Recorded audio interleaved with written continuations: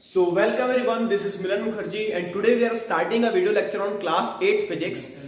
This is the video lecture on some numerical questions which is of your chapter 2nd. So in the page number 39 you have some numerical question and we will solve this question. Okay, so this is your first question. The density of sand is 1500 kg per meter cube. What is the mass of 1 meter cube of sand and second is 10 meter cube of sand. तो इस question को पहले हमें समझना होगा कि question बोल क्या रहा है. क्वेश्चन हमको ये बोल रहा है कि the density of sand is 1500 kilogram per metre cube. मतलब सैंड की डेंसिटी दी हुई है. सैंड की डेंसिटी कितना है? 1500 किलोग्राम पर मीटर क्यूब. और अब मुझे मास पता करना है. What is the mass of, किसका मास पता करना है? जब मेरे पास 1 मीटर क्यूब ऑफ सैंड, सिर्फ 1 मीटर क्यूब ऑफ सैंड उसका मुझे पता करना है. और फिर मुझे क्या पता करना है? अगर मेरे पास 10 मीटर क्यूब ऑफ सैंड है, मतलब दो अलग अलग वॉल्यूम का मुझे मास पता करना है. ठीक, तो जब भी हम न्यूमेरिकल सॉल्व करेंगे तो हम सबसे पहले क्या करेंगे? हम सबसे पहले गिवन डेटा लिखेंगे. क्या लिखेंगे? गिवन डेटा, कि हमको डेटा क्या दिया हुआ है. तो गिवन डेटा में सबसे पहले हमको क्या दिया हुआ है? Density of sand. तो हम क्या चाहे तो पूरा लिख सकते हैं डेंसिटी ऑफ सैंड, चाहे हम इसको शॉर्ट फॉर्म में लिख सकते हैं, सिंबॉलिक फॉर्म में लिख सकते हैं. कैसे लिख सकते हैं? हमने डेंसिटी लिखा और डेंसिटी के पास नीचे एक छोटा सा एस लगा देते हैं. इसको हम क्या पढ़ते हैं? इसको रीड करते हैं डेंसिटी ऑफ सैंड.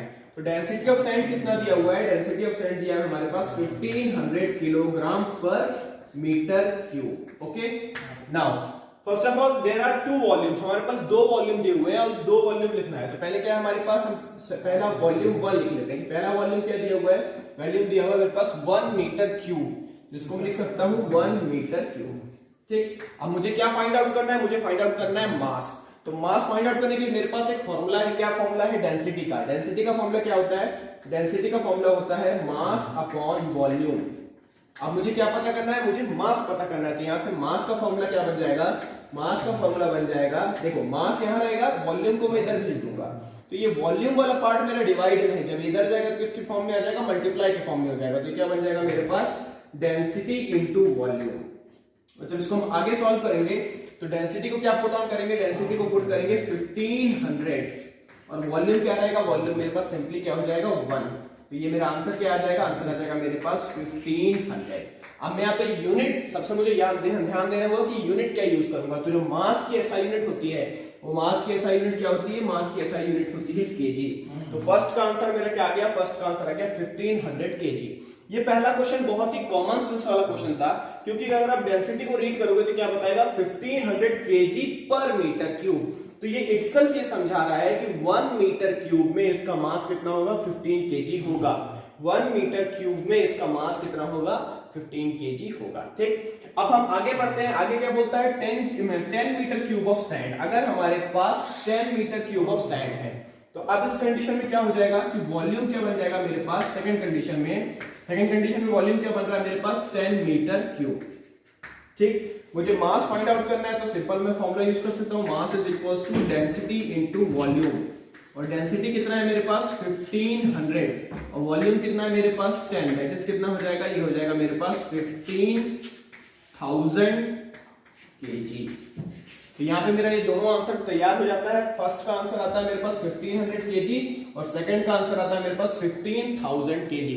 तो इस तरीके से क्या होता है? इस तरीके से हमारा ये क्वेश्चन सॉल्व हो जाता है. इस क्वेश्चन में हमको सिर्फ और सिर्फ ये समझाया जा रहा है कि अगर हमें डेंसिटी पता है तो अलग अलग वॉल्यूम के लिए हम मासेस फाइंड आउट कर सकते हैं. 1 मीटर क्यूब में क्या होगा? जितनी डेंसिटी उतना ही मास होगा. 1500 केजी पर मीटर क्यूब. चलो, डेंसिटी ऑफ सैंड दी हुई है 1500 केजी पर मीटर क्यूब. इसको जरा समझने की कोशिश करते हैं. 1 मीटर क्यूब का क्या मतलब होता है? 1 मीटर क्यूब का मतलब होता है कि अगर मैं एक क्यूब कंसीडर कर रहा हूं, लेट अस सपोज इट, अगर मैं एक क्यूब कंसीडर कर रहा हूं जिसकी लेंथ भी कितनी है? लेंथ भी 1 मीटर की है. इसकी ब्रेड्थ कितनी है? ब्रेड्थ भी 1 मीटर की है. और ये जो हाइट है, हाइट भी कितनी है? 1 मीटर का. 1 metre into 1 metre into 1 metre, तो अल्टीमेटली इसका वॉल्यूम क्या बनता है? इसका वॉल्यूम बनता है 1 मीटर क्यूब. तो जरा इसको इमेजिन करना स्टार्ट करते हैं कि अगर मेरे पास 1 मीटर क्यूब का एक सैंड का एक बॉक्स है, एक सैंड से बना हुआ एक बॉक्स है जो कि 1 मीटर क्यूब का है, तो उसमें मास कितना होगा? उसमें मास होगा मेरे पास 1500 केजी. तो ये कहलाता है डेंसिटी. तो पहला क्वेश्चन में यही पूछा हुआ था कि 1 मीटर क्यूब में कितना मास होगा, तो कितना आ गया? 1500 केजी. इस तरीके से क्या बोला 10 मीटर क्यूब। 10 मीटर क्यूब का मतलब क्या हो गया कि मेरे को ऐसा क्यूब चाहिए जिसका लेंथ भी 10 मीटर होगा, लेंथ भी 10 मीटर की होगी, ब्रेड्थ भी 10 मीटर का होगा और हाइट भी 10 मीटर की होगी।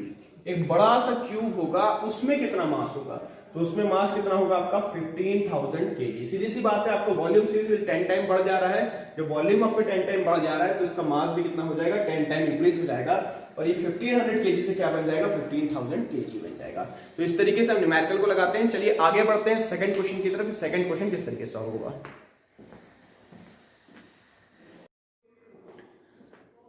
सो स्टूडेंट्स चलिए आगे बढ़ते हैं। हमारा सेकंड न्यूमेरिकल क्या बोल रहा है, what is the density of milk if 1 milliliter of milk has a mass of 1.03 ग्राम।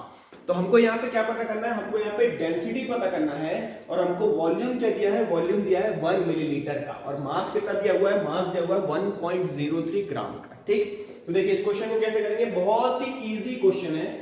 यहां से मैं क्या लिखता हूँ, सॉल्यूशन लिख रहा हूँ। तो यहाँ पे सबसे पहले क्या मिलता है मेरे को, सबसे पहले गिवन डेटा लिख रहा हूँ। ठीक, तो गिवन डेटा में डेंसिटी ऑफ मिल्क लिख सकता हूं, या तो मैं लिखूंगा डेंसिटी ऑफ मिल्क, या इसको मैं शॉर्ट फॉर्म में लिख दूंगा कि डेंसिटी और नीचे क्या लिखा दूंगा m लिखा दूंगा। तो ये क्या बन जाएगा density of milk. Density of milk कितना दिया हमको पता करना है हमको, ये अननोन है हमारे पास। ओके, फिर क्या बोलता है वॉल्यूम। अब हम वॉल्यूम ऑफ मिल्क पता करते हैं, तो वॉल्यूम कैसे लिख देंगे, हमने वॉल्यूम लिख दिया और m लिख दिया छोटा सा वॉल्यूम ऑफ मिल्क के लिए। तो वॉल्यूम ऑफ मिल्क कितना है हमारे पास 1 मिलीलीटर है और 1 मिलीलीटर को ही मैं क्या लिख सकता हूं, 1 मिलीलीटर को मैं 1 सेंटीमीटर क्यूब लिख सकता हूं। मतलब 1 millilitre is always equals to 1 centimetre cube, ये हम जानते हैं। हम 1 सेंटीमीटर क्यूब रीड करें या 1 मिलीलीटर रीड करें, एक्चुअली में इसकी दोनों की वैल्यू सेम टू सेम होती है। 1 सेंटीमीटर क्यूब हम सॉलिड्स के लिए यूज कर लेते हैं और मिलीलीटर हम मोस्टली लिक्विड्स के लिए यूज करते हैं, बट वॉल्यूम जो है वो दोनों के लिए सेम टू सेम होता है, उसकी मैथमेटिकल वैल्यू उतनी ही होगी। ठीक, आगे बढ़ते हैं मास की तरफ। तो मास कितना दिया हुआ है, तो हम इसको लिख दिए मास ऑफ मिल्क। तो मास ऑफ मिल्क कितना दिया हमारे पास, मास ऑफ मिल्क दिया हमारे पास 1.03 ग्राम। ओके, अब सिंपल है, डेंसिटी का फॉर्मूला हम जानते हैं क्या होता है, डेंसिटी का फॉर्मूला होता है हमारे पास मास अपॉन वॉल्यूम। तो हम यहाँ सिंपली पुट कर देंगे, मास क्या है हमारे पास, मास है हमारे पास 1.03 ग्राम और वॉल्यूम क्या है हमारे पास, वॉल्यूम हमारे पास 1 मिलीलीटर या 1 सेंटीमीटर क्यूब। तो अभी हम क्या कर लेते हैं 1 सेंटीमीटर क्यूब यूज कर लेते हैं। तो अल्टीमेटली क्या हो जाएगा, 1.03 को डिवाइड करोगे 1 से, तो हमको डायरेक्ट क्या मिल जाएगा, हमको डायरेक्ट मिल जाएगा 1.03 और इसको क्या लिख सकते हैं ग्राम पर सेंटीमीटर क्यूब। तो मोस्टली हम जब सीजीएस यूनिट में बात कर रहे हैं तो उसको 1.03 ग्राम पर सेंटीमीटर क्यूब ही लिखेंगे, लेकिन अगर ये ऐसा भी लिखा हुआ है कि 1.03 ग्राम पर मिलीलीटर तो भी मतलब दोनों का सेम टू सेम है। मतलब मेरा ये वाला आंसर भी करेक्ट हो जाएगा और दूसरा ये वाला आंसर भी करेक्ट हो जाएगा। तो इस तरीके से हमारा सेकंड न्यूमेरिकल खत्म होता है। आगे बढ़ते हैं अपन थर्ड न्यूमेरिकल में। इसी वीडियो में हम आगे बढ़ रहे हैं और थर्ड न्यूमेरिकल को देख रहे हैं।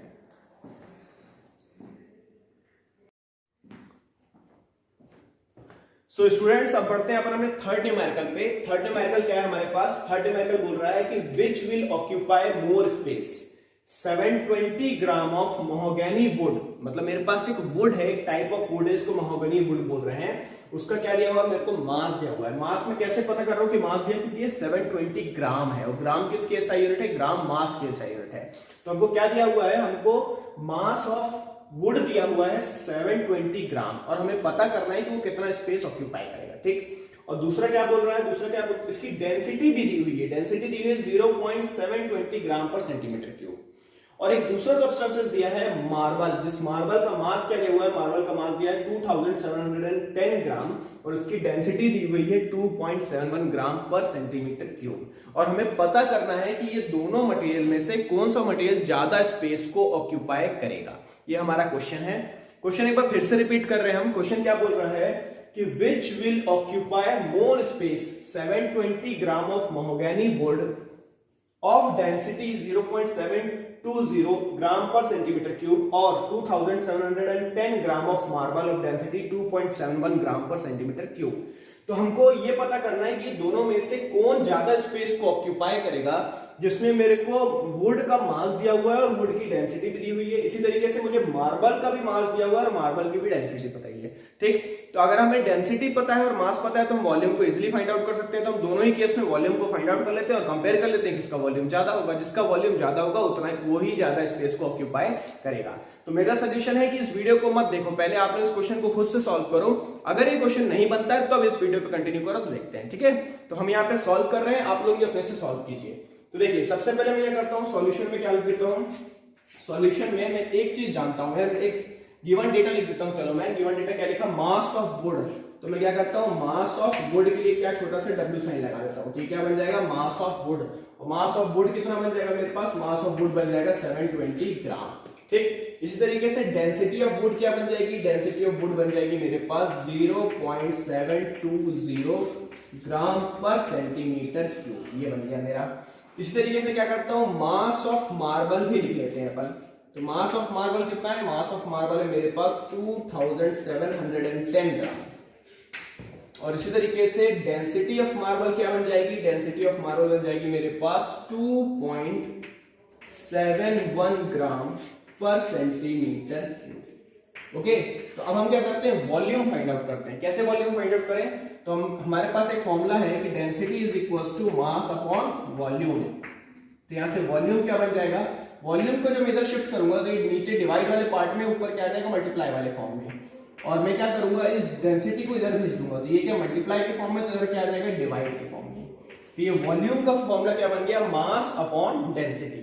चलो तो मैं क्या करता हूं, वॉल्यूम ऑफ वुड पता करते हैं। तो वॉल्यूम ऑफ वुड पता करेंगे तो कैसा आएगा, volume of wood is equals to, चलो मास क्या है हमारे पास, मास है हमारे पास 720 और डेंसिटी क्या है हमारे पास, डेंसिटी है हमारे पास 0.720।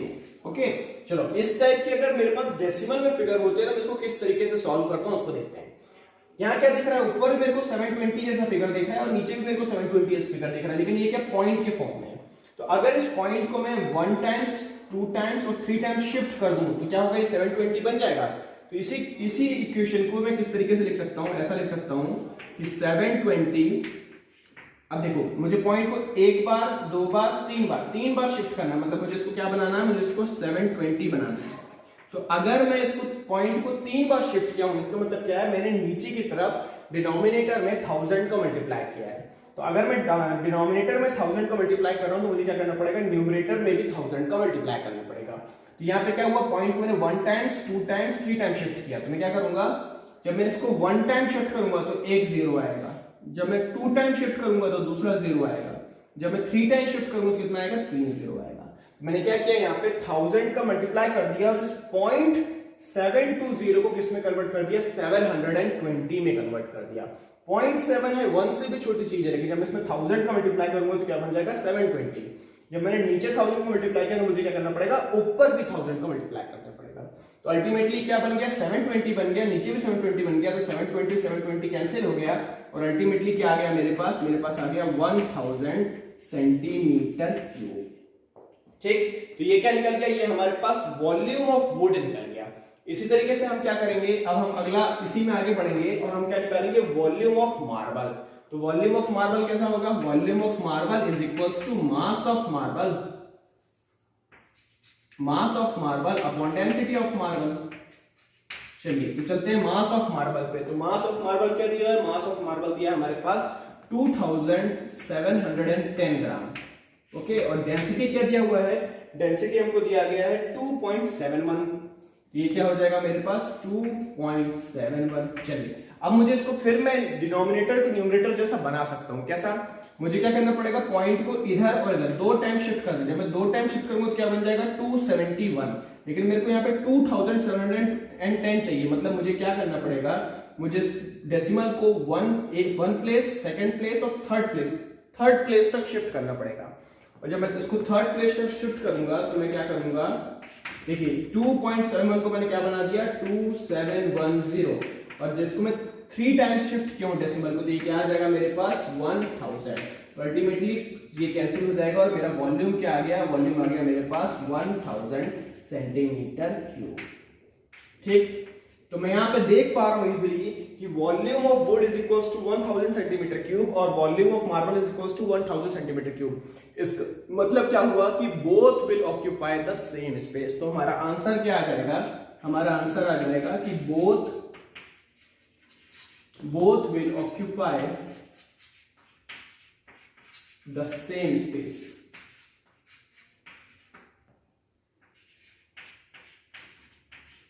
अगर दोनों का वॉल्यूम बिल्कुल बराबर है, इसका मतलब क्या हुआ कि दोनों ही ऑब्जेक्ट बराबर स्पेस को ऑक्यूपाई करेगा। ठीक है, चलो आगे बढ़ते हैं अपने फोर्थ क्वेश्चन की तरफ कि फोर्थ क्वेश्चन क्या बोलता है और उसको किस तरीके से सॉल्व करते हैं। ठीक,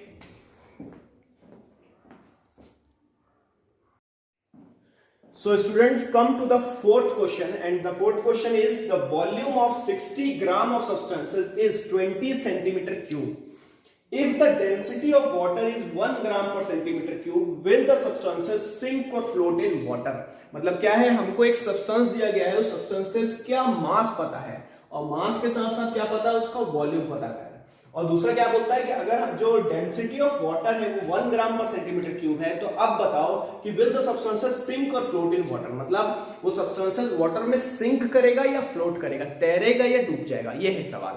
मतलब मुझे एक सब्सटेंसेस दिया गया, लेट चलो मैं मान लेता हूं कि ये मेरे पास कोई एक सब्सटेंस है, कुछ भी हो सकता है। ठीक है, ये एक सब्सटेंस है और इसका मास दिया हुआ है, इसका मास कितना दिया हुआ है, इसका मास दिया हुआ है मेरे पास 60 ग्राम और साथ साथ इसका वॉल्यूम भी दिया गया है, वॉल्यूम कितना है मेरे पास 20 सेंटीमीटर क्यूब, और मेरे को बताना है कि ये पानी में डूबेगा कि तैरेगा। ठीक, अब इसको हम कैसे बता सकते हैं, इसको पता करने का हमारे पास तरीका है क्या, अगर density of substances density of water से ज्यादा होगा तो क्या होगा, वो ऑब्जेक्ट पानी में डूब जाएगा, that is it will sink.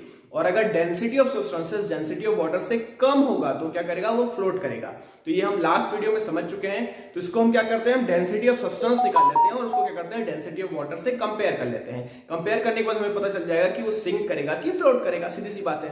तो पहले इस क्वेश्चन को आप खुद से ट्राई करो, जब नहीं बनता है तो उस वीडियो पर ध्यान दो। ठीक है, चलो तो हम इसको सॉल्व कर रहे हैं। ये कैसा बना हमारे पास, ये हमारे पास बन गया, हमने सबसे पहले सॉल्यूशन लिखा। सॉल्यूशन में क्या है, हमारे पास मास ऑफ सब्सटेंसेस दिया गया है, तो मास ऑफ सब्सटेंसेस कितना हो गया मेरे पास 60 ग्राम, और वॉल्यूम ऑफ सब्सटेंसेस दिया हुआ है, वॉल्यूम ऑफ सब्सटेंसेस क्या दिया हुआ है 20 सेंटीमीटर क्यूब। तो मैं क्या करता हूं, density of substances find out कर लेता हूं, that is mass upon volume.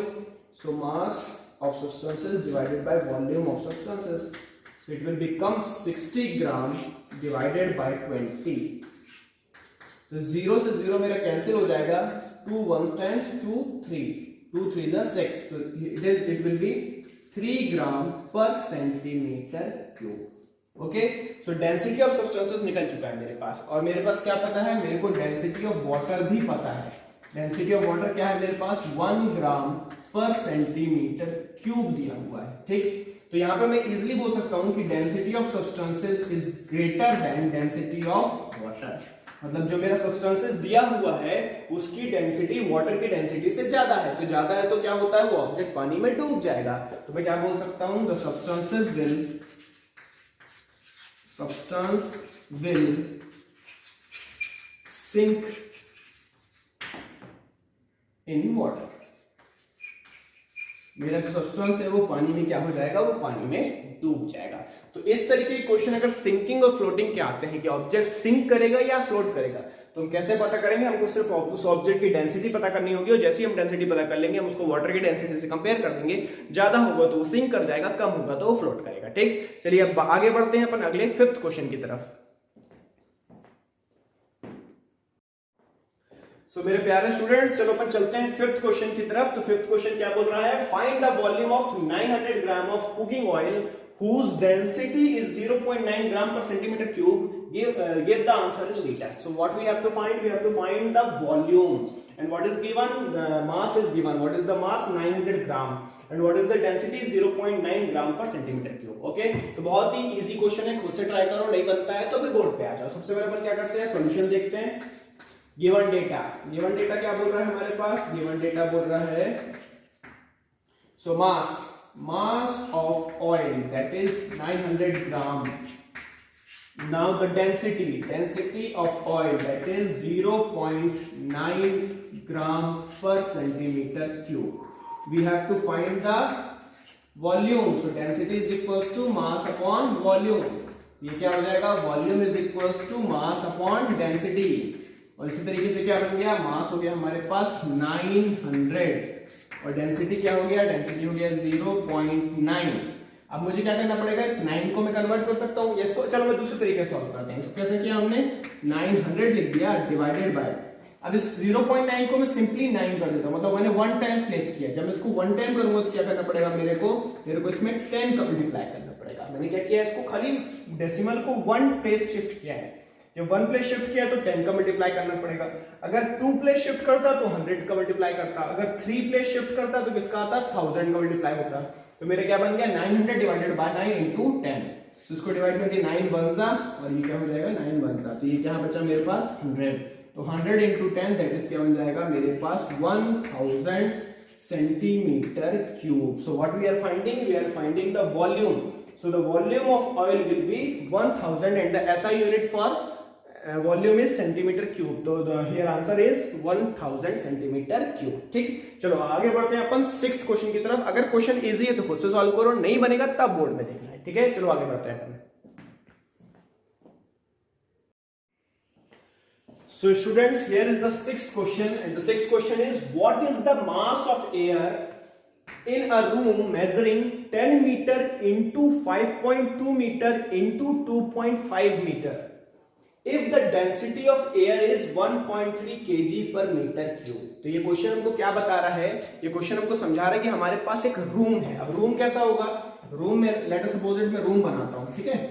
तो ये मेरे एक वॉल मैंने क्रिएट कर दी और ये रूम मेरा क्यूबॉइडल रूम है, ओके। तो ये मेरा रूम तैयार हो गया। लेट अस सपोज दैट कि ये इसका फ्लोर है और यहाँ क्या दिख रहा है मेरे को, ये इसका रूफ दिख रहा है, ठीक। तो इसके पास क्या है, इसके पास कुछ लेंथ है। लेंथ कितनी है, लेंथ है मेरे पास 10 मीटर की लेंथ है, ओके। कुछ ब्रेड्थ है, मान लेता हूं कि ये जो ब्रेड्थ दी हुई है, ये ब्रेड्थ क्या है इसके पास, ये ब्रेड्थ इसकी 5.2 मीटर है। और साथ साथ क्या है, साथ साथ इसकी कुछ हाइट है। ये वाली जो हाइट दी हुई है, ये वाली हाइट है, ये लेंथ हो गया, ये ब्रेड्थ हो गया और ये हाइट हो गया। तो ये हाइट कितना दिया हुआ है, तो मान लेते हैं कि इसकी जो हाइट है हमारे पास ये 2.5 मीटर की है। तो लेंथ भी है, ब्रेड्थ भी है और हाइट भी है, तो अल्टीमेटली इसका वॉल्यूम है। अब इसके अंदर कुछ ना कुछ एयर भरी हुई है, उस एयर का मास कितना होगा ये हमको फाइंड आउट करना है, ओके। आपका एक रूम है, इस रूम में एयर है, तो एयर के पास भी मास होता है। तो कितना मास होगा उसको हमको मेजर करना है, ठीक। तो सबसे पहले हम क्या करते हैं, सबसे पहले हम वॉल्यूम ऑफ रूम लिख लेते हैं कि वॉल्यूम ऑफ रूम क्या होगा। तो वॉल्यूम ऑफ रूम बनेगा मेरे पास, ये बन जाएगा मेरे पास 10 इंटू 5.2 मल्टीप्लाई बाय 2.5, ओके। तो इसको आप लोग को सॉल्व करना होगा। 10 इंटू 5.2 इंटू का 2.5, तो इसको आपको सॉल्व करना होगा। तो सॉल्व करने के लिए कैसे, जब 5.2 में आप 10 का मल्टीप्लाई करोगे तो क्या बन जाएगा, अल्टीमेटली 52 बन जाएगा। और 52 इंटू का 2.5 करना पड़ेगा। तो ये आप लोग कर सकते हो, लेकिन फिर भी हम यहाँ आपको करके दिखा दे रहे हैं, ठीक है। तो कैसा होगा, इसको हम करेंगे 52 मल्टीप्लाई बाय 2.5। तो 2.5 को फिर क्या करते हैं, एस्टेस लिख के सॉल्व कर रहे हैं। तो कैसा हो जाएगा, 5 2 10, कैरी आ जाएगी 1, 5 5 21, 25 और 1 26, 2 2 4 और 2 5 10, दैट इज क्या हो गया, ये बन गया मेरे पास 0, 6 और 4 10, कैरी 1, 2 और 1 3 और ये हो गया 1। अब यहाँ पे क्या है, जो मेरा डेसिमल लगा हुआ है ये 1 प्लेस के बाद है। 1 प्लेस के बाद तुम क्या करोगे, 1 प्लेस के बाद ये डेसिमल लगा दूंगा, मुझे क्या मिलेगा 130 मिलेगा। तो अल्टीमेटली ये क्या बन जाएगा मेरे पास, ये बन जाएगा मेरे पास 130 मीटर क्यूब। मीटर क्यूब क्यों लिख रहा हूं, क्योंकि metre multiply by metre multiply by metre, metre into metre, metre square into metre, metre cube. तो वॉल्यूम ऑफ रूम, जो हमारे पास रूम दिया हुआ है, इस रूम का वॉल्यूम क्या बनता है, इस रूम का वॉल्यूम बनता है 130 मीटर क्यूब, ओके। अब हमको एक चीज और दी हुई है, क्या दिया हुआ है, डेंसिटी दिया हुआ है। तो ये मेरा वॉल्यूम ऑफ रूम है, अब इसको क्या लिखता हूं, डेंसिटी ऑफ एयर। तो डेंसिटी ऑफ एयर कितना है, डेंसिटी ऑफ एयर दिया है मेरे पास 1.3 kg पर मीटर क्यूब, ठीक। तो इतना वॉल्यूम ऑफ रूम है, इसको मैं वॉल्यूम ऑफ एयर भी बोल सकता हूं। क्यों बोल सकता हूं, क्योंकि जितना वॉल्यूम ऑफ रूम है उसके अंदर हवा भरी हुई, तो उतना ही मेरे पास क्या है, एक कंटेनर है मेरे पास जिसको मैं रूम बोल रहा हूं, और उसके अंदर क्या भरा हुआ है, एयर भरा हुआ है। तो जितना वॉल्यूम ऑफ रूम होगा उतना ही वॉल्यूम ऑफ एयर होगा, ठीक। तो वॉल्यूम ऑफ, अब मेरे को क्या पता करना है, मेरे को मास पता करना है। तो मैं कैसे पता कर सकता हूं, डेंसिटी बराबर mass upon volume. So mass will be density multiply by volume. So mass is equals to density, density क्या है 1.3, 1.3 और मेरे पास वॉल्यूम क्या है, वॉल्यूम है 130, तो मैं क्या करूंगा इसको 130 से मल्टीप्लाई कर दूंगा। ठीक, ये कैसे होगा, अभी हमने सॉल्व किया है 130 into multiply by 1/3 1.3 130 multiply by 1.3 sorry, so 3 zeros are 0, 3 3s are 9, 3 1s are 3 and here 1 zeros are 0, 1 3s are 3 and 1 1s are 1. Okay, सो ये मेरा क्या हुआ, 0 से 0 अस्टिस आ गया, ये मेरा 9 हो गया, 3 और 3 क्या हो गया 6 हो गया और ये क्या हो गया मेरा 1 हो गया।